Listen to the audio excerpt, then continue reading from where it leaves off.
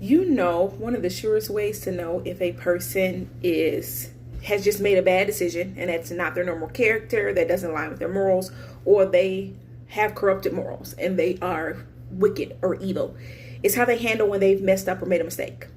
If they will humble themselves and they'll apologize, they'll admit they made a mistake, they'll admit they overseen something or they didn't understand it or they were wrong and they'll try to fix it.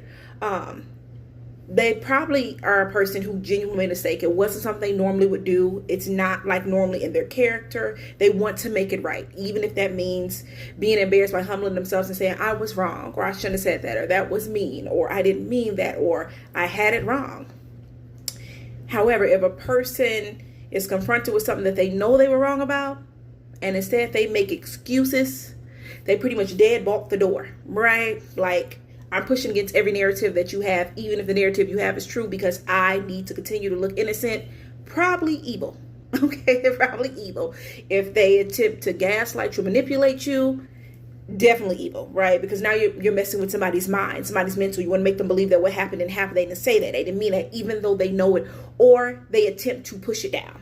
What I mean by push it down, don't you bring it up. It didn't happen. I don't know what you're talking about. They rather hide it. They rather hide it. They rather suppress it. They rather hide it. Even when they're caught. They can be caught and they still rather hide it on more lies, on more deceit, on more wickedness, on more lies, on more deceit, on more wickedness. That's probably just a person with an evil heart. That's something that it's like, that is totally like a whole different ball game. There's a saying that said, learn how to distinguish your Peter from your Judas. That's how you distinguish your Peter from your Judas, okay? Yeah. You will see the different characteristics. One will know they're wrong, will feel remorse, will feel embarrassed, would know that was not the right thing.